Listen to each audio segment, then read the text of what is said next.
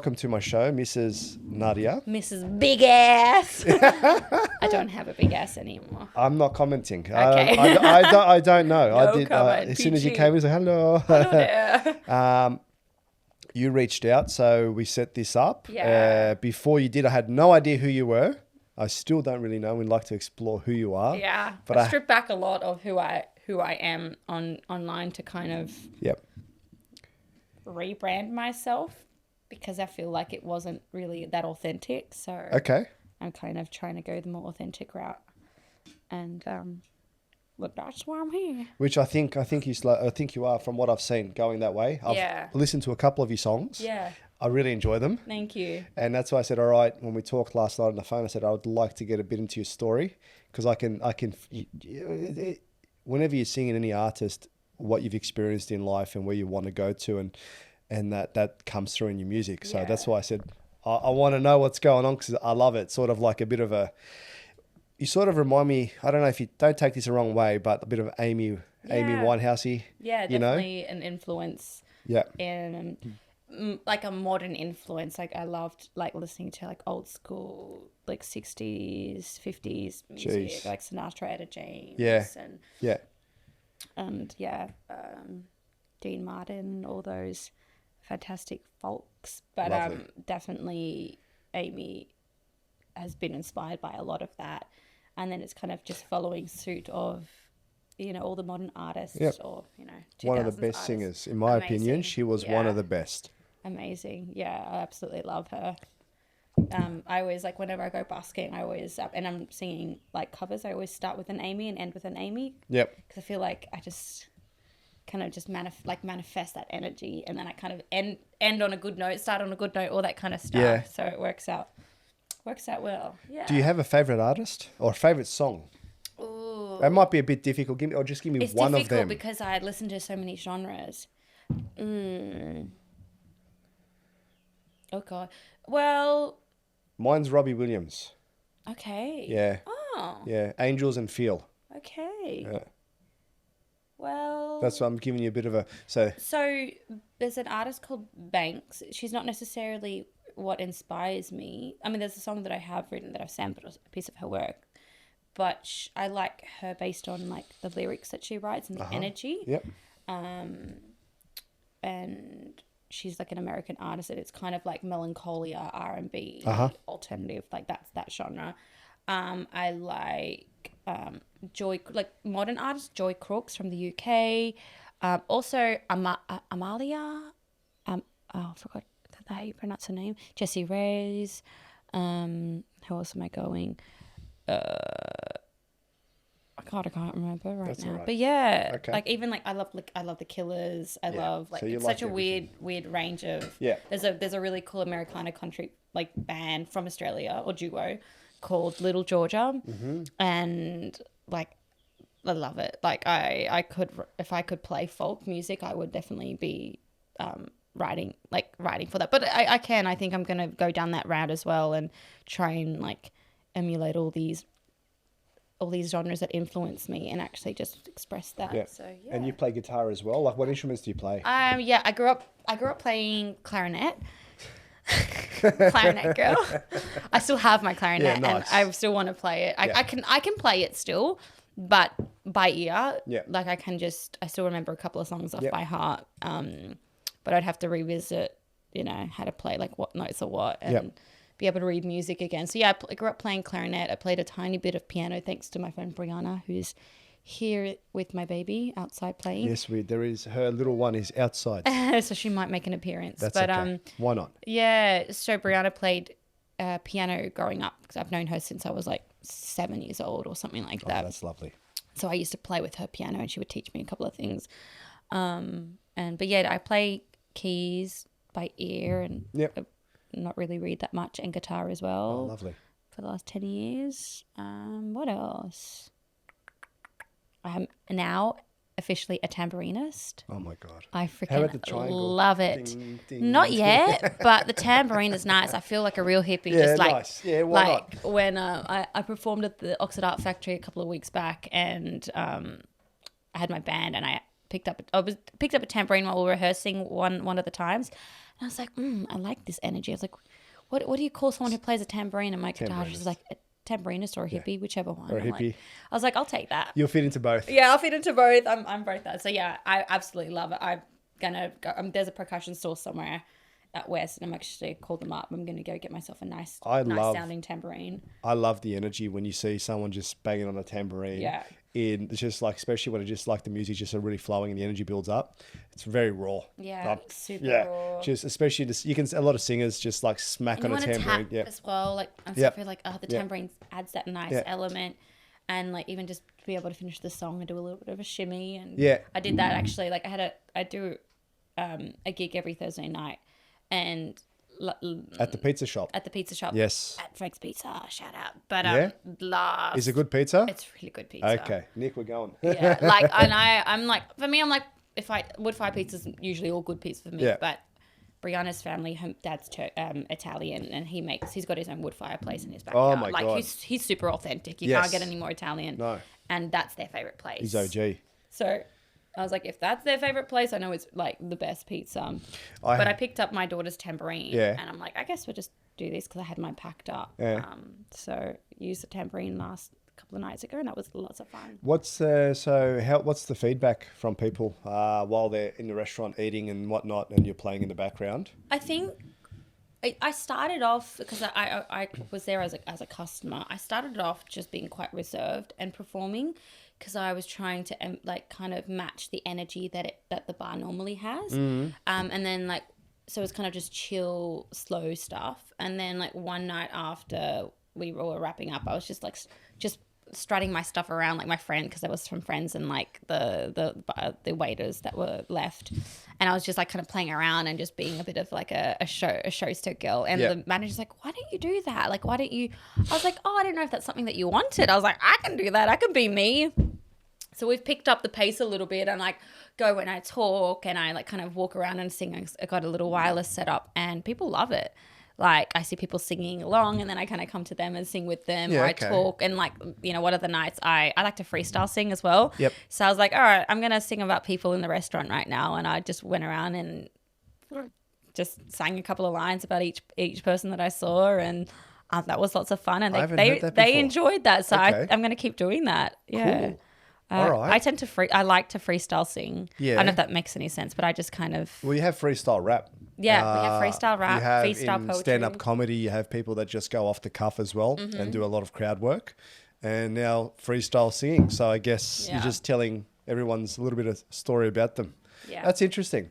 Anyways, I do want to come try that pizza, and I do want to come and see you there and hear you singing, because I've only heard the stuff that you have on Spotify, which is only a couple of songs. A couple of songs. There were more on there, but I stripped them back. Why? Some didn't feel like me. I'm very much influenced by the producers that helped me put that together. Okay. And some of them I want to remix because I don't like how they were mixed. Again, that's fair enough. Of them, like, I'm not a big fan of auto-tune. No. I really, really struggle with my voice on auto-tune. I use a lot of jazz like techniques, and some of them don't really work when people just slap auto-tune on top. It kind of almost ruins it. And you're talking about auto-tune the whole song? Like you got your voice? No. That's, I think, like, I don't mind if things need it, but I also like things that are imperfect. Like a lot of the music that I love, especially like folk and like live covers and like live versions of songs, people love those versions, but it's like one of a kind. Yes. And I feel like I'm not really a big fan of overproduced music. No. Like, and I think that's not me. And I think that's where I've been struggling with trying to communicate to producers and mixing engineers as well, because they're like, I need to make it perfect. But I'm like, I don't want it to be overproduced. And if it doesn't get played on radio, cool, that's not my audience. And I want to be authentic to me. So finding that balance where they feel like it's going to be the best that they can do, but not be overproduced is a challenge. Interesting. I think we can all agree that you have a beautiful voice. Thank so you. You can sing. I can. Okay. If you went to, was it X Factor? You got no, actually don't want the crosses. You want, yes. Whatever. And if you were on what is that Kyle Sanderland show, I reckon you would have gone through. All right. So you have a lovely voice. Thank you. But it's up to you to find out exactly how to. Yeah. All I know is in this industry, if you want to go to the top, you have to, there's certain algorithms and whatnot that you have to sing to, Yeah. which we won't go too much into, but it's up to you to decide how you want to go about it. Yeah. And all it is a journey, and your life's journey through making music. So as long as you're happy. It's definitely been a journey. And I think it's also good that I've gone down those routes of like, oh, like that's not how I want my voice to sound, and trying to work out what is me. And they're all versions of me. They're not, oh, that's Of course. not me. They're all versions of me that also people's interpretations of who I am come out at that. Yep. And then also what people want me to be. So there's a mixture of that going on. And, you know, as I explore myself and continue on this life, I start to realize what it is that I do and don't want. And, you know, learning how to produce and learning how to mix as well has helped me going, no, I need you to turn down this and up this and do that. I'm able to then bring my interpretation of who I want and how I want myself to be perceived out. Because like everyone's going to have a version of you, and like I guess my journey with my music is like, hey, I want to put out my version of me, so you know me via my eyes, and then you can interpret it how you want, but I'm trying to tell my story, not how you see me, how I see me, and like having that battle. Yeah, it's good learning how to produce and mix to be able to do that. So yeah, I think we've got quite a bit to talk about today. Yes. Also, so I want to get into a bit of your story. You've also got an upcoming, is it album, single release? Still working on an album, but I do have a single. Okay, which we'll get into that. Yeah. Also, you have a radio station as well. I do. Yeah. Is your studio better than this one? Well, it's not my own radio station. I had to look at It's him. great. He's very protective. He's very protective over his Better studio. media Better. is better It's than a lot of actually- media places. It is. It's actually it's Lebanese, but I've never Betar. heard of that. That's someone lied to you, bro. That's not. That's something else. They're trying to cover Betar. up the real story of where they're from. It's the Englishified word of an It Arabic sounds word. French, betar. It's French Lebanese. Oh, that's it. Like A lot of Algeria. Lebanese. Oh, yeah, a lot of we Lebanese discussed that take with we discussed that. My name is Nicholas Betar. Betar. That's it. So all You right. got to add the r to Yeah. make it more Arab. So where are you from in the world? What part of the world do you come from? My family's from Syria. Ooh. My mum came to Australia when she was freshly 19, married. Okay. Yep.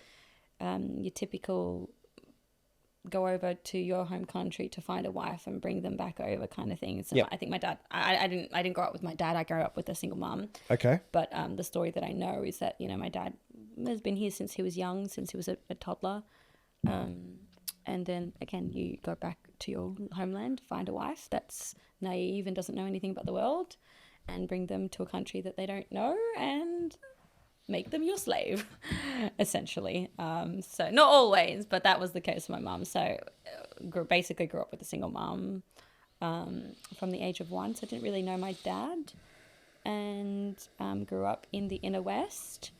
Actually, I did grow up like I went to school in Granville and Maryland up until I was about 5, 6. And then moved to the inner west after that. Yep. So I kind of was away from the Middle Eastern culture.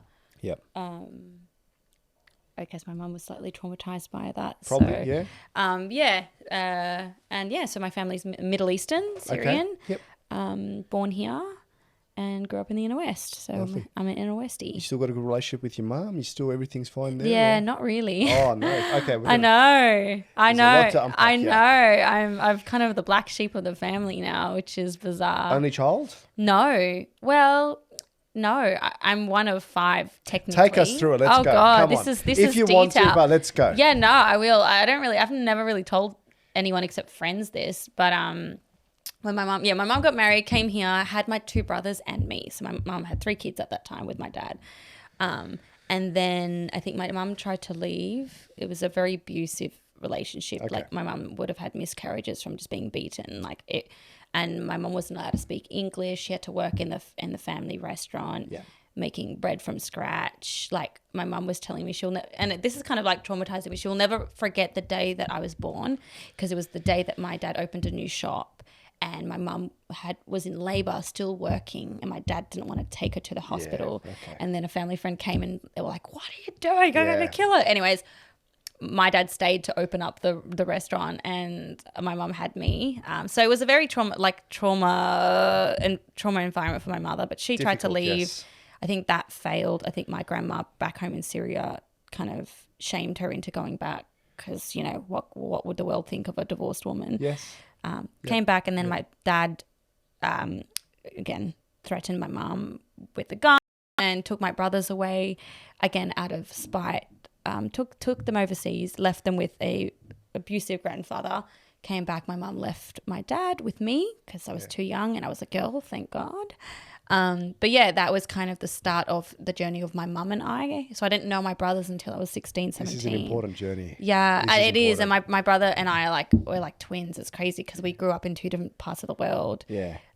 With two different kinds of family, and we come together at 16, 17, and like DNA is strong, like so much alike. It's crazy. And his son is like my twin. So it's beautiful. But yeah, and then my mom remarried, had my two sisters, and then Big again, divorced and whatnot. So I grew up with just my sisters and I. So Okay. a house full of girls, 4 girls, mum and 3 girls. That's nice. Yeah, and that was you know, I loved my upbringing. Obviously, everyone's going to have their own traumas and whatnot, and especially when you have a parent that was never really taught how to navigate life. I think that's my mum is one of 12 kids, so you can imagine being kind of lost in amongst 12 kids. So that's like, I guess that I feel like that particular generation as well has a lot of trauma in there that can be carried on, and That it's was kind normal of for them. It was so normal. That was normal. They were like, "What are you that comes complaining about?" I'm like, "I had this, and I walked to school." But It I'm like, took me 6 days yeah, to walk to I school. traveled these mountains, and I'm like, "Mother, I get it, but I don't have to do that." Yeah. One of those things. They're like, "I used to walk along the buildings so the bombs wouldn't hit us." I'm like, That's a sad fact. That is That's a sad crazy. Like, yeah, it's crazy that they've gone through so much, and Here it's you take an iPad away from a kid. Oh, my parents don't understand me. chucking a tanty, yeah. But yeah, so definitely gone through a lot in that. Yeah. But yeah, so I'm just at a stage in my life now, which is interesting that we're talking about star signs and whatnot, because this season I never had boundaries with people. That's exactly what your Saturn return's about. Interesting. And I literally, like, it took me being pregnant towards the end of that halfway through for me to realize, oh shit. Oh wait, can I swear? Oh, fuck yeah. Okay, thank you. Fuck yeah. fuck. No. Fuckity Actually, you know what? My mum watches my podcast and she goes, Daniel, you swear too much. I was like, oh, sorry, It's mama. called passion, mama. I'm trying to help the guests. So say shit. Fucking Shit. fuck. Yes, I have to watch my disgusting mouth as well, because my daughter now says everything No, that I don't say. say this guy. It's all right. I don't want her to go to daycare and be like, shit. It's all right. Yeah, we'll see. It'll be funny, and then until it's not. But yeah, so what was I saying? Oh yeah, so I realized I didn't have boundaries, and that's kind of why I'm not talking to my mum. Not by choice. I kind of said, hey, these are my boundaries. I need you to respect them. I need you to not be like doing this to me. And if you do, or like, you know, I even said, like, if you really struggle to tell me something, like, or you don't want to talk to me, how about we write something in your notes? Because she also, when she's, I think, in her own like depression or like having an episode or whatever, she can freeze, and her English kind of freezes as well. Of course, yeah. So I said, oh, if you're struggling with the word, why don't we just write some things down in your notes, and all you have to do is just copy and paste it and send it.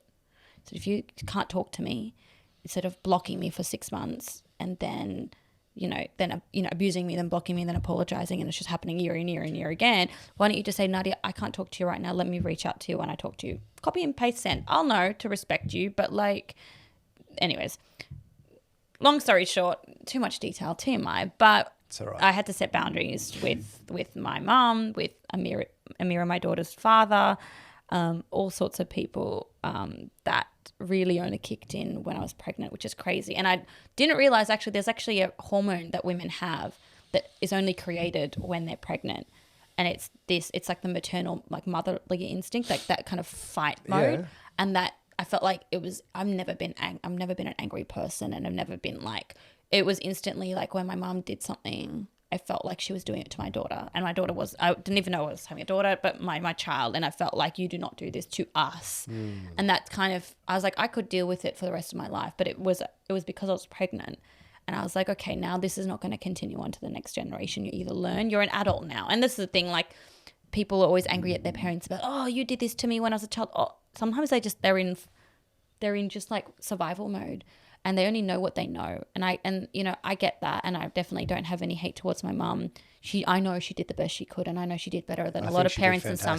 Thank you. I think she did fantastic. Yeah, I think it's just more like enabling them as adults, and then them continuing on behaviors that they know are not healthy, and they are aware of it. And it's like, cool, now we have an adult relationship, and we're different. We're not like child dependent to parent. Let's grow. And if I feel like there are people in life that choose and continue to grow, or then go down the route of not growing and become old and bitter and grumpy at the world, and I don't like, that's not going to be something. It's very difficult. I understand that completely. And what I'm going to say is, it's very difficult for our parents who are part of that older generation. So they usually stay within that realm, because that's just that world. Yeah. And then you have us that are coming through, and now we're understanding what boundaries are and whatnot. So it's very difficult. Like, we're the first generation to actually start working between that and understanding that, and to stop that generational trauma. So yeah, we have to stop that generation. We don't necessarily do. So we have to. We can and we should. Yeah. And that we should heal that generational trauma. We're talking not just our parents. We're talking about their parents, their parents, and a whole lineage of how that's working through. Yeah. Now, if we're successful, which hopefully we are, then that means when you have your children, my children, and whatnot, they have that's finished. It's like a clean slate. It is. If trauma then like, I always know, like, history repeats itself. I have this fear that I really want to avoid putting trauma on my daughter, and I realized this, and I was talking to Amira's grandmother on her father's side, because I'm still in contact with her, and she really struggled with the idea that he had an upbringing that wasn't successful. And I said, look, it's irrelevant to how good you were as a mother, because you could do the best you can. He could step out of your house, and something happens. He's been exposed to something, and then boom, trauma, and that's his trauma from his upbringing, whether that was imparted from you or not. And I just feel like we can do the best we can to kind of create a clean slate, but there's going to be things that I'm not going to be able to protect my daughter from. I'm going to try my best. But there's this Khalil Gibran quote, which is like a Middle Eastern poet, and like this poem that he has about children. One element's like, they come through you, not for you. Like, your job is to allow them into this world and be the best that you can for them, but you inevitably will learn from them, not the other way around. And if it's the other way around, you're only going to go backwards. So it's this beautiful poem, and it kind of reminds me, I'm like, I'm going to do the best I can and what I know, and I hope that she understands that whatever happens, it is just, it's the best to my ability. Of course it is. But then to continue on that as an adult, and I think there's boundaries there where, like, if you're now causing harm to other people, that's when, okay, there are problems there. But if it's like habits you have that you don't know, when older generations, like, they just don't know that they're unconscious. Yeah, they're unconscious, but it's not harmful. It's just maybe like them being bitter or grumpy, or they're saying things, or like, whatever it is, it's harmless to an extent. Yep. You kind of just, it's really hard for them to change. But eventually they do. So then there's a whole magic behind it. But one thing that I've noticed, and it's with myself, in my own experience in my life, and also what I've heard through other people's stories, is that usually a period of time when there's a bit of silence, a bit of agitation, a bit of hardship with children and their parents, eventually, as long as one of them has positive thoughts and influence, in a way, like saying, like, let's say a child has pulled away from their parents because they're struggling, and they go on a bit of a quest by themselves through life. As maybe the parent, or let's go back to the child, prays to God or prays to Creator, saying, I would actually like to rekindle this. through that magic and through that will, sometimes. The universe aligns it. Yes, Yeah. and things happen. So I've noticed that, and hope that happens with yourself, because it'll be a beautiful thing. I think it will. I think it will too. Yeah. I'm not going to get onto my little psychic Magic ball here and start to see, but I've definitely already seen her grow. Like I've already seen her. Like I was as the second mother of the family, and as soon as I could start working at the age of 13, I was working and helping with the family. So it took me, again, having the daughter, to be like, hey, you can't be my dependent anymore, and you're very capable of working again. And she went and got a job and got a new car, and really, like, I could already see that, but there's still a lot there that I realized, I'm like, we've got a really toxic trauma bond together as well. Like, so I thought, okay, I'm going to keep stepping away until she can be on her own and be independent and be able to work on herself.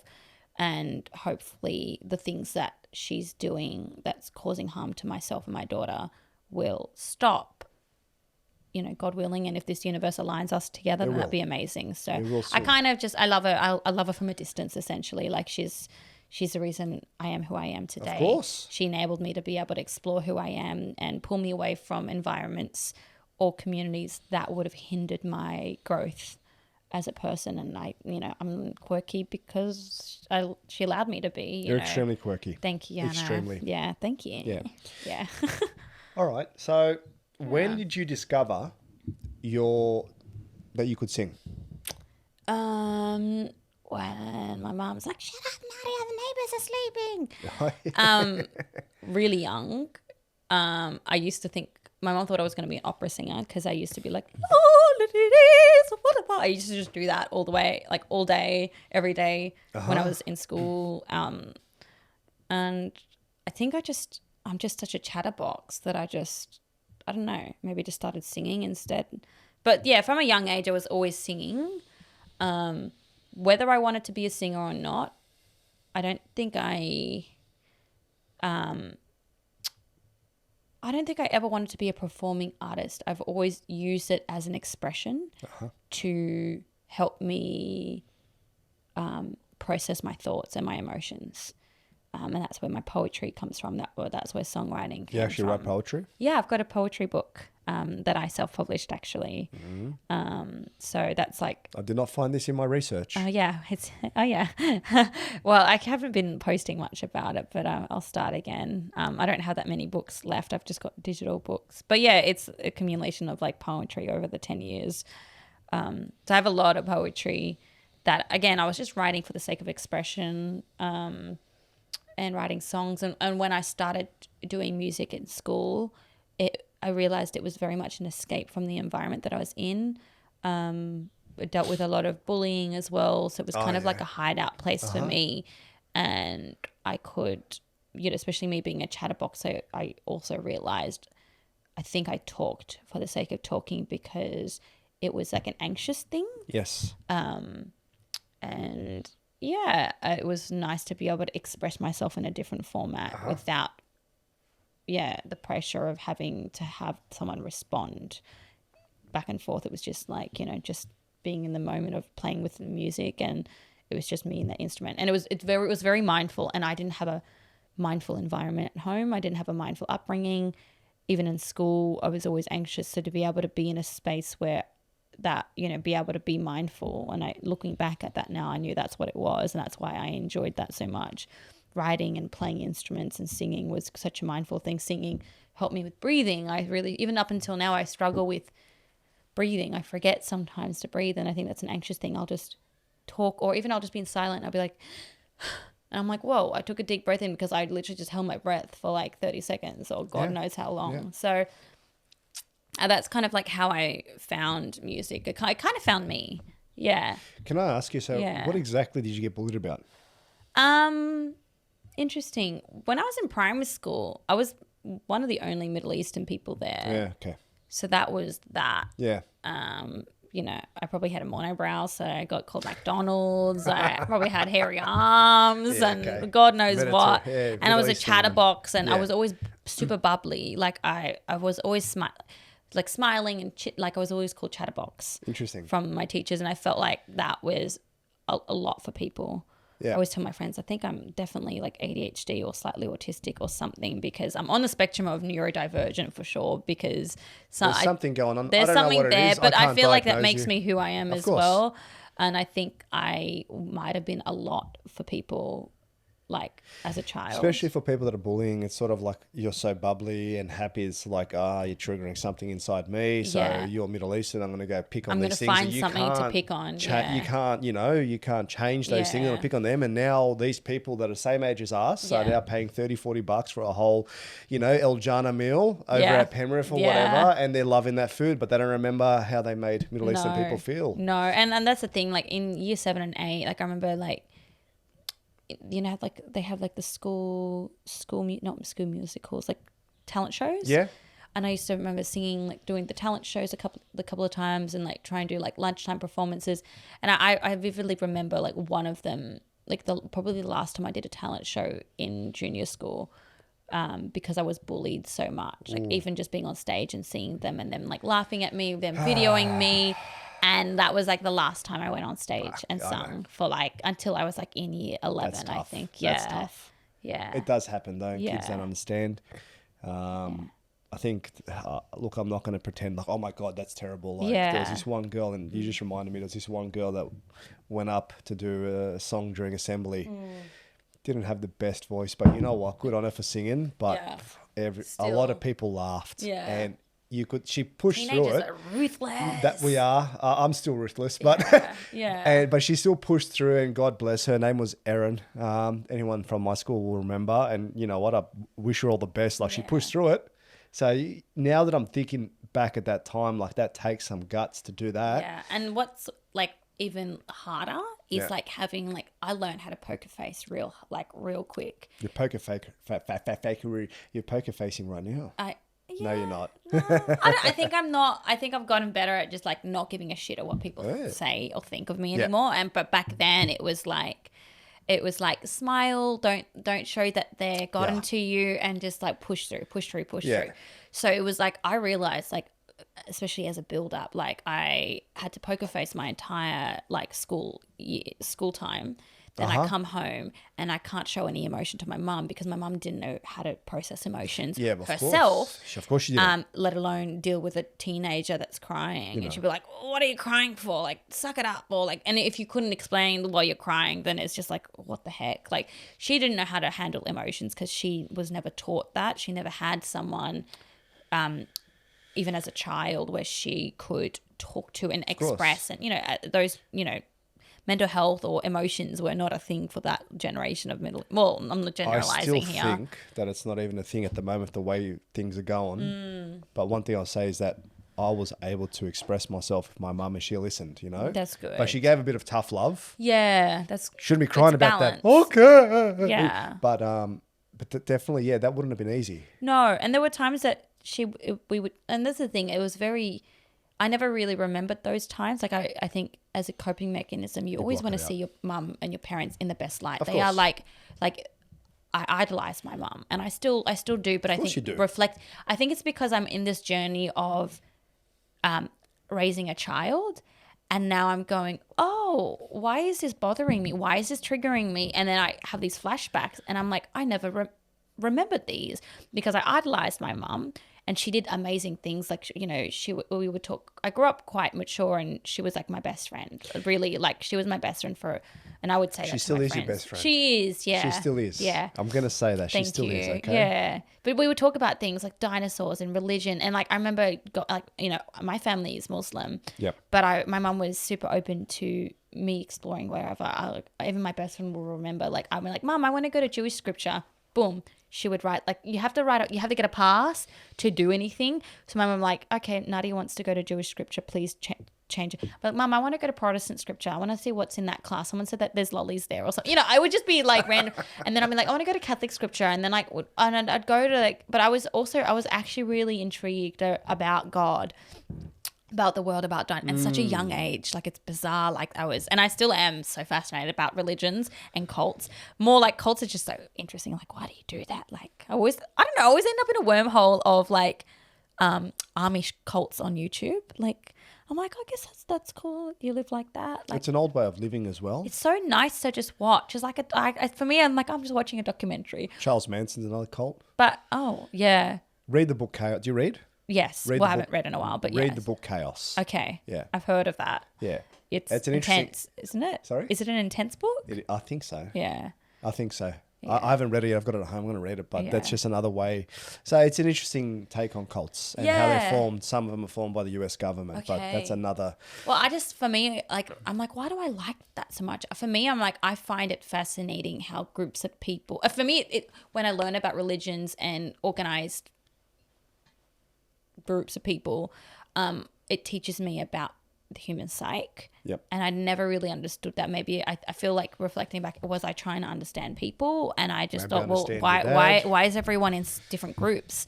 Like, aren't we? Yeah. So I was very fascinated by that, and I definitely think I was a very spiritual child. Like, I found some books that I had written, like poem prayers from like a young age, and I didn't even know. Like, my mum had them. They were like poem prayers that I'd written for her.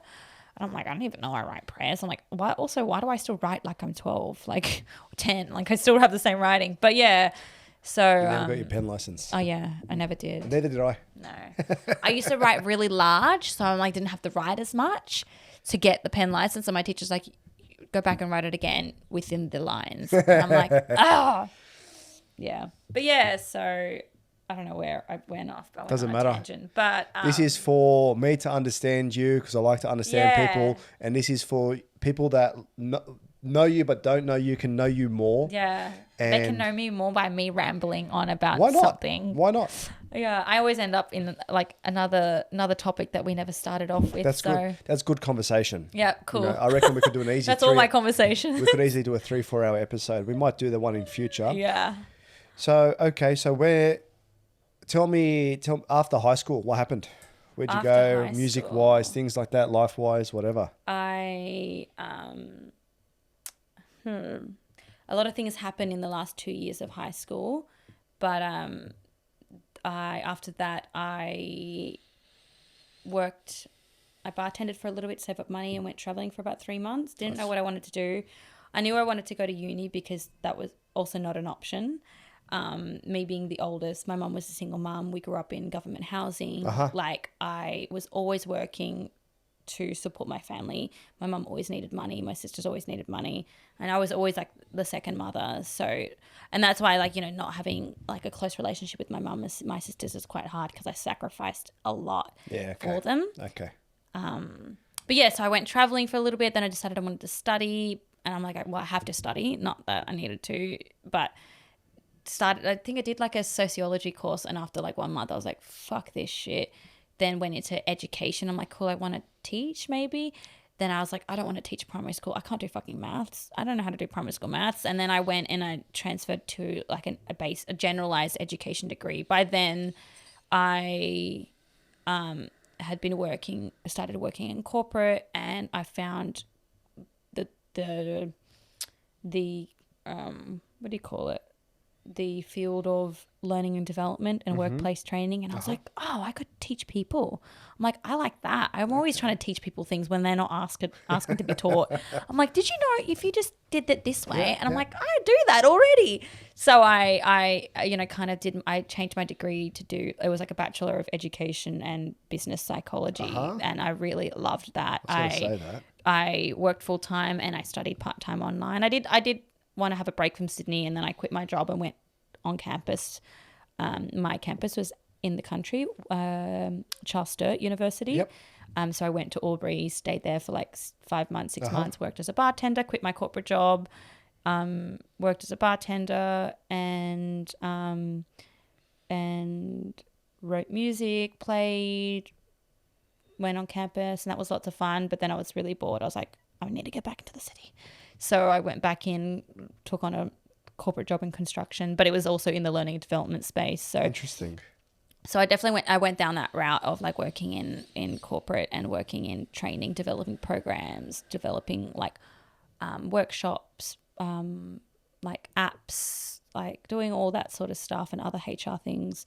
And I really found a passion in creating training materials, but like modules, like e-learning modules, like, something that you can go on an app and not actually creating the app, but creating the actual content for that. Yeah.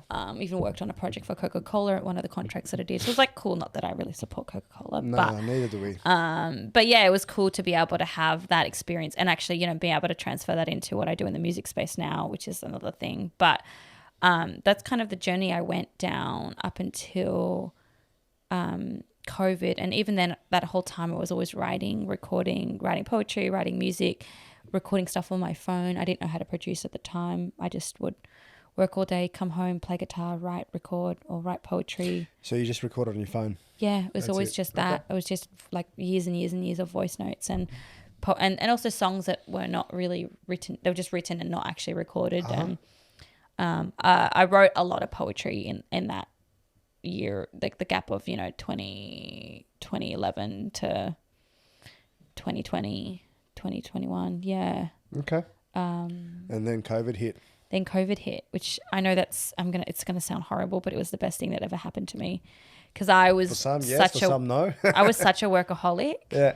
I was always working 2 or 3 jobs. I was always hustling. I was always doing more than what I needed to do. And I think that was always a thing to keep me busy. But, I wanted to do things that I wanted to do. I needed to give money to my family. I also had this concept that I still needed to provide for my family. Of course. Even though that wasn't my responsibility.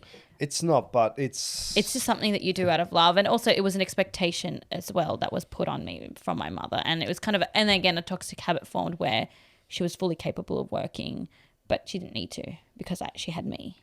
And then the pressure of my life of going, oh, well, I need to get jobs that pay well because I need to support my family, and I need to get my mum out of housing commission because I moved out when I was 18. I refused to go back. Yeah. And even like there were times where I struggled. I'm like, I'm not going back to government housing. It was so depressing. And also not even just that it's depressing, it can trap you mentally. Of course. And I feel like my mum gets trapped. She's like, oh, but if I leave, what if I don't have a home anymore? And, we had moved around a lot, because of my dad, and my dad tried to kidnap me multiple times. Jesus. And because he had taken my brothers away. So my mum was constantly in flight mode. We're constantly leaving our home. We're constantly leaving everything that we had to start from zero. We up until I was, I think, 6, we were in and out of women's refuges, people's homes. So we were like homeless so many times, which is crazy to think back. Like that's kind of how everything started. But I think my mum, even up until now, still there's a lot of trauma That's from her hard to upbringing, break, from man. her marriage, from even like younger childhood, that's still there. That's very hard to it's break. very hard. And I always say, like, you don't have to leave. You can still work and live in the building that you live in. Like they're not, So she's definitely working on a lot of that. And for me, I just didn't want to go back to That's okay. living there. You don't have to. Yeah, I'd rather live in my car. I was in housing commission up until about 27 Yeah. with my mum, and then finally we're able to break out from Break that. out. And That's now good. we own a house. Yeah, that's amazing. Yeah, so there's, I'm going to write a book from housing commission to owning your own property. That's amazing. It's a training course. course. I would so read that. For $49.95, you can subscribe. You can subscribe. But yeah. a lot of is so much we can dive so deep into trauma and can understand, but one of the things that I'll say to you and to anyone that's listening is like, for that the only way to really heal that is through compassion. Through compassion. You just got to remember compassion, and when you put that forward, you'll understand and you'll see how that can, through gentleness and compassion, that's the only way. Yeah. So we'll take more off. We'll take that offline, anyways. I'll talk to you afterwards. That's great.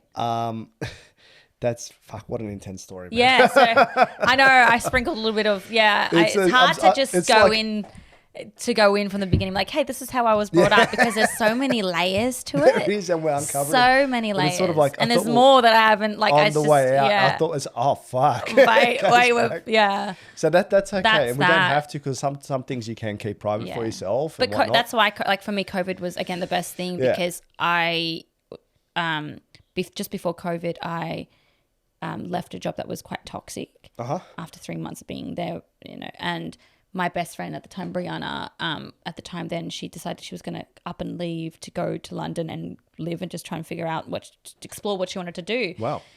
And COVID hadn't really hit there. Like it was in Iran or something like that. And people were like, oh, just don't go to Iran. Like not that, no one, again, the word world pandemic was not even a regular thing. So no one would have thought that. No. So we were like, cool. And I was like, you know what? I'm going to up and leave because I do not want to get another corporate job and then have to submit, you know, the whole thing. I'm like, I've got the time now. I'm just going to go on a holiday and then work out what I want to do. And, you know, we traveled a little bit. And then by the time we got to Germany, I've got lots of family in Germany. COVID became a world pandemic. And people were like, you know, anyways. So I'd come back. I'd settled into a place and I was like, oh, great. I don't have a job for the first time since I was 13. I've not worked for 5 months, 6 months. For me, that's like a big thing. Like I've gone maybe I think when I first went to Europe when I was 18, I'd not worked for 2 or 3 months. That's like the most I've ever not worked since I was 13 years old.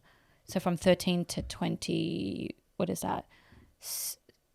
I don't know how old I was when 2011 hit. But for me, like for the first 2 months, I was like, oh my God, like I was going crazy. I was like, I need to work. I need to do something. And then by the third month, third month sunk in, I was like, I picked up gardening. I picked up painting again. I learned how to produce. I just went into full creative mode. And this is stuff that I knew how to do. I just never did it. Yep. And it was like the best time of my life. I was able to like switch off the world and just create. And there were times where I would start gardening. I didn't know how to garden, but I picked up gardening. I start gardening in the morning and I'm like, oh, the sun's setting. What time is it? And I just completely lost track of the day. But it was great. And the same thing with writing, same thing with painting. I was painting heaps. And for me, that was like, it was a big healing time for me to not distract myself with working and caring about money because I had no choice. So that was taken away from me. And that opened up like a big thing in my brain and stopped a lot of habits that I kind of just I was not living a mindful life. I was just going and not stopping and not thinking, not breathing, not doing anything and just going with whatever. So COVID made me stop. COVID made me be quite mindful and actually just reflect on like, what the heck am I doing with this life and why has God put me here and explore that a bit more. So, yeah. And that's kind of the beginning, I would say the beginning of cultivating my creativity authentically. So that's when you started seeing, producing, getting out there, exploring. And, you know, again, the hiccups of working with different musicians and producers to work out what was me. That was that beginning of that journey. But I definitely think that was when I realized, oh shit, I've got like 10 years worth of poetry here. Yeah. Oh. And I used to post it like anonymously, but I posted it in a page anonymously, not for the sake of me, just in hope that maybe it reached someone or whatever. And I thought, I've always wanted to make a poetry book. Why didn't I have it there. And that's when I started to work on the poetry book and really tap into trying to pursue this as a career. Poetry is beautiful. I love poetry. Yeah, I love poetry. I love the written word and I love the spoken word. Yeah. It's very powerful. And especially, did you write your poetry by hand or did you type it up? It was a combination of everything. Yeah, I've got books written down. I've got in my notes. I've got in like my prayer books. I've got a combination. I've got like sometimes voice notes. Yeah. I'll be driving to work and I'll be thinking of something. So I just click record because I didn't have time to write. Yeah. And I would just speak it. And so it was in many formats. So that took a few months to kind of collate them all into the one document. So do you have any more books or do you only have digital copies? I have like maybe like three. I've got a few books in Rwanda because I lived in Rwanda for a little bit. Wow. So there's about five books there maybe. And then I've got like 2 or 3 here with me and that's about it. Can I buy one from you? Sure. No, I'll give one to you. No, it's okay. Sign it. But I want to, for every book that I, because I only did a limited copies and I got it published environmentally friendly with recycled paper and plant-based ink. We love that. Yeah, so it was, a bit expensive, but I still wanted to have, I love paper. I love that. Yeah. Shut up, Daniel. No, but it's true. And, so I for every copy that I would sell, I would write something in there. Beautiful. Okay. So definitely want to write something. We'll sort that out. I want one, so we'll organise that. Sure. Thank you. Now, obviously after COVID, your little one was born. Yes. Okay. If I'm doing the maths correctly. Yeah, it'd be 1.5. I went traveling with my best friend again. We started COVID. When COVID started, we'd come back from traveling, and when COVID was just ending, we were like, boom, let's go. All right.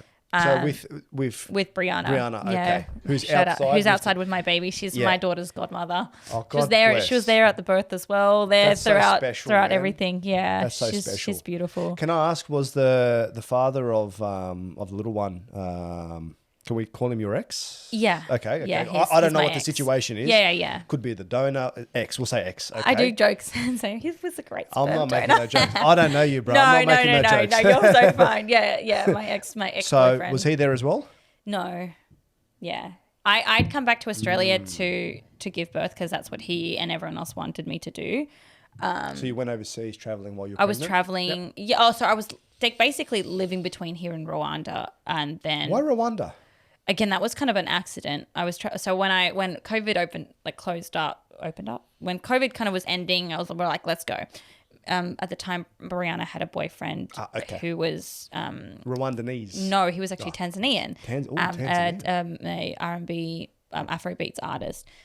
So anyways, we met him Interesting. in the US, and I was like, cool. I was working remote for I was a contractor working remote doing learning development, and I could do that anywhere. So, and I was like, and it was and I was like, cool, just letting you guys know I was working remote anyways. I'm just going to be working from the US. I'm going to be traveling for a bit, so I'll just be working offline. I'll be a safari dude. Yeah, literally. So, but we started off in America for a little bit. Saw a couple of friends there, and worked on some music there as well, which was nice in LA. And then went to Tanzania. I stayed in Tanzania for 3 months with my best friend. Lived there, All right, man. and then met some artists there. So I was working on some music and met some Rwandan artists there, and worked on a song with one of them, and then they were like, hey, you're a good songwriter, and so I worked on his album for a little bit and on some of his projects, and then I was like, cool, I'm going to go to South Africa for a couple of weeks and then go home. Okay. And then when I got to South Africa, they were like, hey, do you think you could help us with the rest of the album? And I was like, I guess so. Okay. I didn't really have any plans to South Africa, so booked me a ticket to Rwanda. And I was like, where the heck is Rwanda? Anyways, I only knew about Rwanda when I met them in Tanzania. I didn't know anything I didn't even know the documentary, because apparently there's because they've had like a Holocaust and all sorts of genocide. It's happened through all everywhere. Africa, yeah. Yeah. Wherever they're mining, wherever they have minerals they want to export. Or colonizers. Definitely. But yeah. a lot of Tanzania is actually, a lot of it's for, like, there's minerals and whatnot there. Yeah, definitely. So I was like, cool. And when I got there, I was like, oh my God, what a beautiful country. Yeah. It's so different and like so different. Like beautiful people. It's just like so many mountains and so many hills, and they've got this. It's a land of 1,000 hills. That's what it's called, like the little saying. And it's honestly the most beautiful place I've ever been to in Africa. I've done the safari and whatnot, but also the environment's very different. It is very, very Singaporean. Like very, not dictatorship, authoritarian in terms of how the government runs. Like you would not think that this was in Africa, mainly because I've been to a few other African countries, and it's not as organized and structured and systematic. And Rwanda is so systematic. Like people are too scared to even speed to get a speeding ticket. Yeah. Okay. The streets, I've never seen streets so clean ever anywhere, not even in Australia. Like there is no rubbish on the ground. The streets are clean, and it's just really beautiful, very appealing. But there's multiple layers to the country and the government and whatnot. But I fell in love with it. I was like, this is great. And I'm like, I could come and stay here for a bit. There's also found other musicians, up and coming musicians, that I was like, oh my God, they've got so many amazing musicians. Why has no one heard of these people? Why does no one know about Rwandese music or Rwandese artists? And was fascinated about that. And I did start doing a bit of like management. I was actually managing Brianna's boyfriend for a short period of time, like helping him. And he's a huge artist in Tanzania, but I kind of got into that because he was like, oh, you're good at this. And I'm like, his name is Harmonize. He's kind of... Sorry, bro. No. A lot of people don't know, unless you know. What type of music? Afrobeats. So Harmonize? Yeah. Do you know what's the other... Is he on Instagram? Yeah. Yeah, he's big with, like, he's done some stuff with Burna Boy as well, and a few of those. But I managed him for a little bit, especially when he was doing that tour in the US, and that was Harmonized TZ. Yeah, that's him. 10.5. Jesus. Can we get him on the podcast? Yeah. No, but yeah. okay, I'm going to suss him up for his music. Yeah, he's actually he's a crazy person. Like I would not manage him if he paid me more. But his music, he's actually a really incredible singer and also a really good writer. I don't doubt that. Just like looking at him. he also is like me in terms of we just freestyle. And the song that we worked together on, cool. he just was playing beats in the car and I just started like singing a chorus and he's like, let's record that. And I'm like, sweet, let's do it. And that's kind of, how we came about writing that song. But he's an incredible artist. He just needs to get his head screwed on a bit more. She said it, bro, not me. She said it, bro, not me. You heard me, Rajab. I'm telling you. I'm with you, bro. I'm with you. Keep on. I can see the display picture with him smoking a cigar. That's what I like. I love cigars. When I say that, I mean like he's so capable of so much more. Like again, I can see him going. Everyone knows who Harmonize is, but no one knows who he is unless you're African, and even then, like unless you're East African, no one really listens to you. I can't wait to listen to. But his music is really good. I'll send you a message after to let you know what I think. Yeah. So okay, Baby Daddy met him. Baby Daddy. Let's go back to Baby Daddy in Rwanda when I decided to go move there. Yep. I met him there. Fell in love, all that type of usual stuff. Fell in love. It was very much short-lived. Okay. Yeah, he was not who I thought he was. That happens. And that's fine. And I was still trying to, in the 20s, man. In 20s, that's what happens. People in the 20s, you still don't know who you are. Yeah, 100%. I think there's that, but then there's if you don't want to be with someone, then like say it. Don't try and like. I understand. And it's funny like because we were still very fresh, and I had to go back to Australia for a month, and I think I dated him for a month or two at that time. And I was like, hey, like, we're still quite fresh and we still don't know each other. If you like, and I know men cheat. And I'm like, I'm sorry, there's two men in here, but I know you guys. We're just looking at each other. So I thought, you know what? I was like, I don't know him enough and we're still just dating. And I said, you know what? Like if you feel like a month is too much and you want to go and do stuff, like I'm happy to just, I'm happy for you to do that as long as we communicate. That's what you want to do, because I would rather feel like we're on the same page of honesty than you go do it behind my back. Fair and enough. that was just me at the time then. And I was like, you know what, we're still dating and we're still not really like in a serious relationship, even though I'm planning I've got to. my thinking. I don't know. That was just my thought. My thought is like, I'd rather him tell me, hey, look, yeah, I think I'm going to struggle with the month. Like I would like to go and like, I want to fuck around. Or I want to, let's start fresh when you come back. And Yeah, I'm that's like, fine. cool, you go and do your thing. And I go sort myself out in Australia and I come back. And if we want to be together, we want to. And he That's was fine. like, no, what do you mean? We know each other enough. And I just want to be with you and only you. And what does he do? Go and cheat on me when I leave. So I'm like, anyways. So that was that journey. And I still forgave him and Of blah, course. blah. And you should. I went through quite a mental spiral. I also was dealing with a lot of mental health stuff course. that I been working on for a long time. So something like that spiraled me a little bit, because it was kind of like the trust thing. I was like, I'd rather you tell me that I know that this is happening than you go do it behind my back and then you gaslight me, and then it's me. Then it's my fault because I went through your phone. It's I'm the problem because I broke the privacy. Bro, but you did it, bro. You did it. But bro. you did Come it. on, You're the did one it, who bro. cheated. And also, If you give the woman a chance to go through the phone, she's going to go through the phone, I'm gonna bro. go Come through the on, phone. man. Like, what's You know, yours come is on, mine. bro. What do we say to that one, bro? I did that because I'm a bit crazy, but I also like women have instincts. Yeah. And I'm like, something's up. Men have instincts too. Men have instincts Everyone has too. instincts. Everyone has instincts, and Yes. it's whether you want to listen to your intuition or not. And I was listening to my intuition. So did you fall pregnant before or after? After. Oh, okay. Yep. Okay. So it was a long-winded. Yeah. There was a bit of a process, and I only found out halfway through my pregnancy that he had this one of many side bitches. Yeah, you're all side bitches because you all knew that I was there. Anyways, Fuck. yeah, I don't know girl code there, but he was in a sometimes relationship with one of sometimes gets them. thrown out. Yeah, Ooh, one shit. long-term relationship with another. I am spilling the tea. Oh, she's asleep. My Yeah, little baby's baby's come back in and she's sleeping. She's Auntie snoring. did a job. It wasn't a full-blown relationship with one of them, telling her, I'm going to leave her, I'm going to leave her. And another one was cheating on her partner. Sounds like a cesspool. Yeah, and she's like, oh, that's cool. Like, it's long distance and I just want to fuck. I don't want to do anything. I'm like, okay. And I saw all of that. Anyways, and he was still trying to make it work with me. And I was like, this is not happening. I think once I figured that out, I was like, this is, and I was pregnant. And and it's funny, even before I'd found that out, the first like trimester of my pregnancy, I was so depressed. Yeah, and I was like, in my head, I'm like, I know I'm with someone who doesn't love me.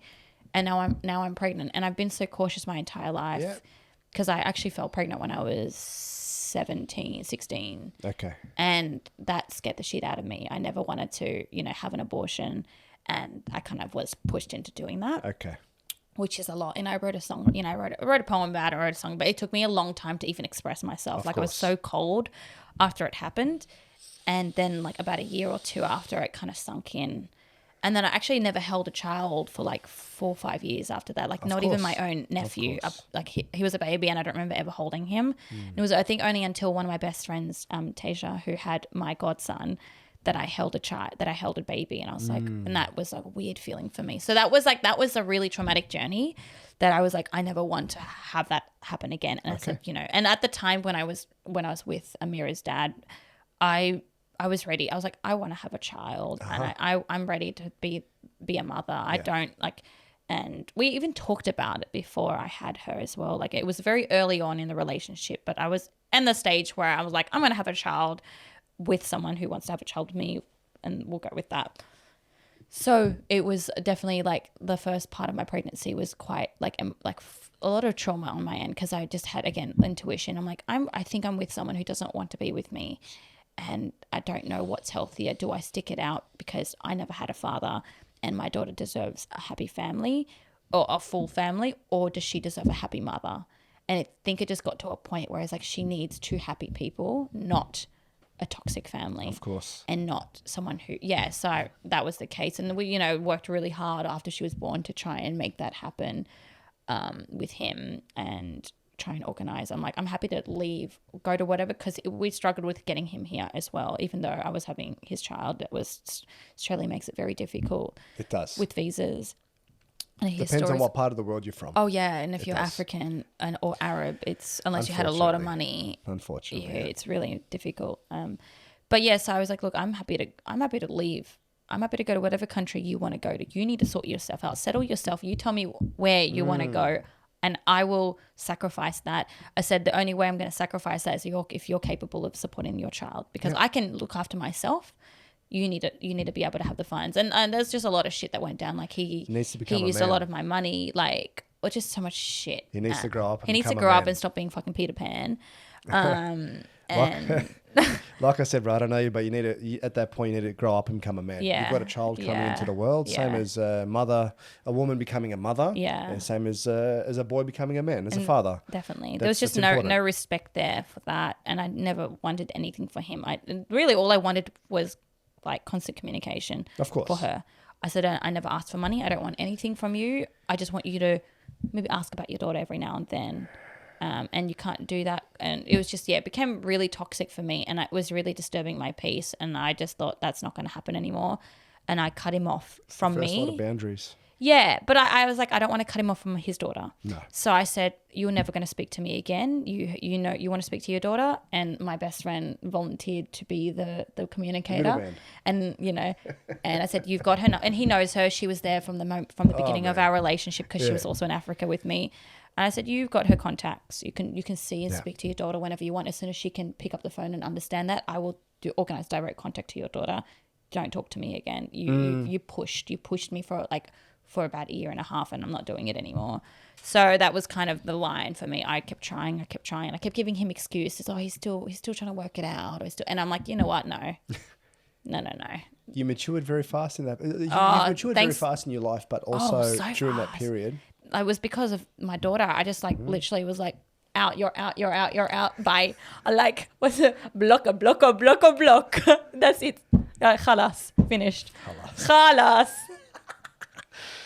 And since then, how's everything been since her? Really good. Yeah. Peace at home. She's a little musician herself. She likes the drums. Yeah.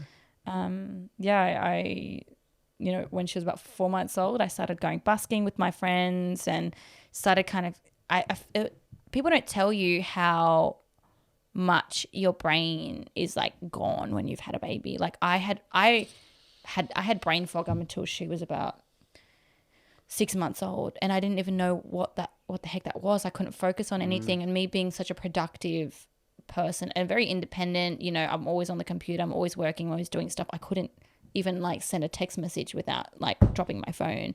And so, lack of sleep, I didn't realize how much sleep jeopardizes people. Like I didn't realize how important sleep was. Of course. And I didn't know until I had her how I couldn't function until I had my sleep. But it's also stress. You've got another person you're looking after. Little Yeah, one, yeah. Little you. Yeah. So that all takes into effect. Yeah. And the whole heap you probably weren't even supplementing properly at the time either. No. And taking what you need for your body. No, and that's another thing, struggling to eat for two, because, they're little leeches sucking the nutrients out of me. Yeah, the cutest leeches in the whole world. But there's a thing out there. I think it was a vegan mother or something, and breastfeeding's like your body will start taking your minerals from your bones. Yep, that's what I was saying. Your bones will break if you if you don't feed yourself. Your body's like, all right, cool, I'm going to keep feeding this baby, and you're going to be depleted, and you'll just be little sticks and...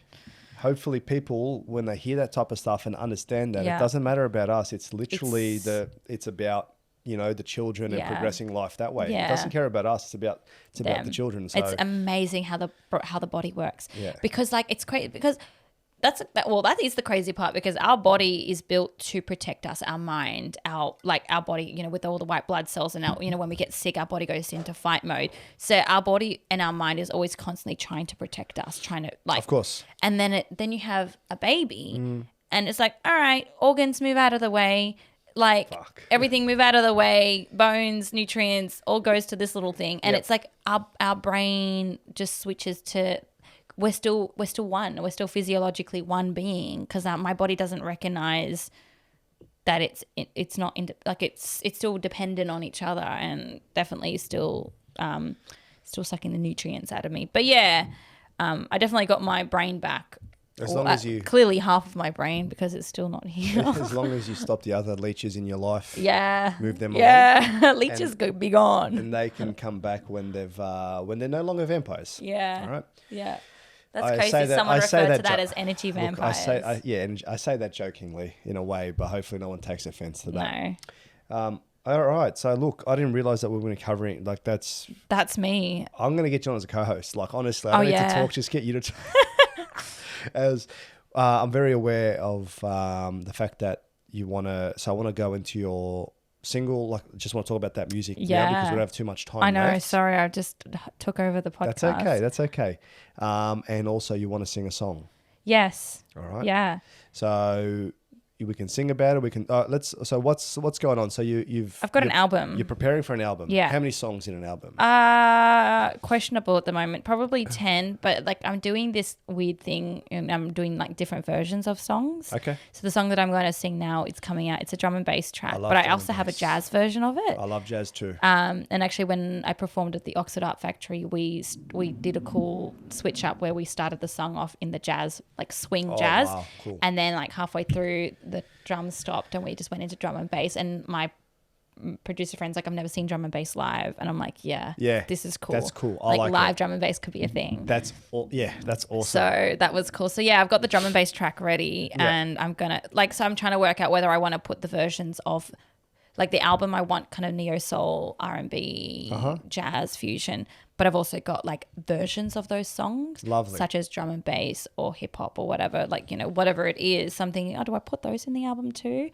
So I'm kind of just exploring what that is, but I'm doing versions of songs. I'm like, what? I can visualize this in multiple ways. And me being a songwriter, I think my goal for that is I would love to songwrite for other people, but I don't want my genre to be the box that people see me in. You need to think outside the square. You need to push the limit. You need to push the boundaries, everything. So you're an artist. You need to create. Yeah. You need to do whatever it is that you think big, think bold, think small, think outside, think inside, whatever. Yeah. You do. That's how you create greatness. Exactly. And I just thought, let me try and do as many versions of some of these songs. So people go, oh, it can be sung in this way and that way. And like, then I, you know, my strategy is for me as a songwriter to be able to reach out to people and be like, hey, like, let me write for you, or people reach out to me, and not feel like I only write in one genre and I can write in any genre. And so that's kind of where I'm going strategically in that. Listening to your story, I think you can, you're multifaceted. Yeah. Honestly, you are. So Thank you.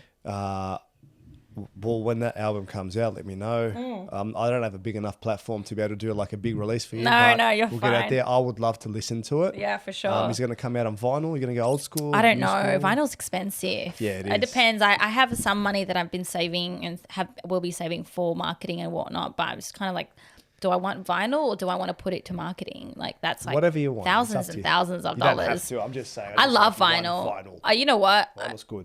When Listen to Sade on vinyl. when the streams are up, I definitely would do vinyl. My cousin Sash and his wife Belinda, they're massive musos. He actually learnt how to play. He's a drummer. He's a fantastic drummer, one of the best I've ever heard. And he learned like through jazz. Like he got taught. Like he's very technical. You go to their house, they got all vinyl. That's crazy. And they built up their relationship through music, and they named one of their daughters Sade. Okay. So it's a big musical family, That's so good. So the reason why I'm bringing that up is because, actually, I don't know why I'm bringing it up. I hope maybe if you guys listen to it, how are you? I grew up listening to CDs, and like, again, when I was younger in primary school, Brianna and I started a little business. We're very entrepreneurial, where hustlers. We would sell CD mixtapes. Oh, good on you. So we would, people would be like, yeah, I like this artist and that artist, and well, we do hop onto LimeWire. On LimeWire. Yeah, and so like curate. I know, so many restarts. I'm not going to tell you what I was downloading. Oh, good. It's just Well, we were downloading music. Yeah. And we would music. like curate playlists and write those. So like I would love to do CD. I'm definitely going to do CDs. Good. Spotify. And Spotify, all the streaming platforms and whatnot. And I want to like write on those little CDs and just do all those. I'm sure you do something beautiful there. All right, so can we? Yeah. Do you want me to sing? Yes, I Let's want you do to it. sing. I want you to sing. What's the? And for the people behind her little ones over there, plus her friend who also looks like a hustler. Both of these look like hustlers. Do you want to come in? Nah, it's or whatever. It looks really cute. Let her sleep over there.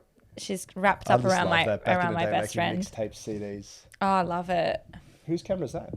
That's one of my applicants. Oh, it's your cameras. Jeez, all right. So many cameras here. It's great. Paying you too much, Nick. All of us are. Better content. Good on cool. you. Yes. Oh yeah, I was going to say I probably need headphones, but you can play it through. We'll suss it out, whichever way works out. If you're happy with that, do 1, 2 takes, 3 takes, whatever. I'm going to enjoy myself now. What a day, wondering where I've been now. See me on the screen, wow. Chasing up my phone now. You don't get a choice. Wondering where I've been now. See me on the screen, wow. Chasing up my phone now. You don't get a choice. Wondering where I've been now. See me on the screen, wow. Chasing up my phone now. You don't get a choice. I'm unavailable and not taking your call. I see you reporting back to your bodies, so you can slander me, want me to disappear. I ain't gonna go. Don't play me, this life ain't tricky.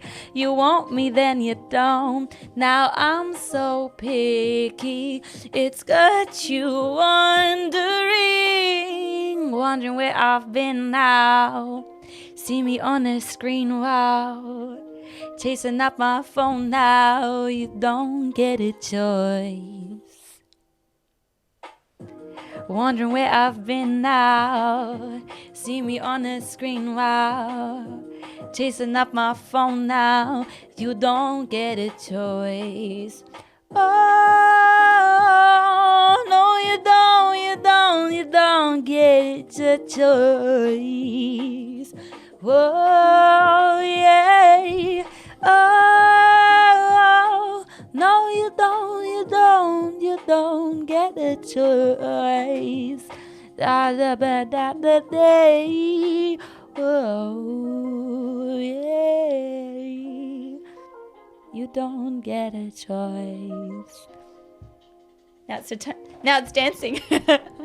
Yeah, this is it. I'm speechless. I'm speechless. Haven't experienced anything like that in my life. Ah, no. That was beautiful. Should get more people to sing in here. Well, you're the first. Oh, I'm glad. I'm privileged. What a fantastic voice. Thank you.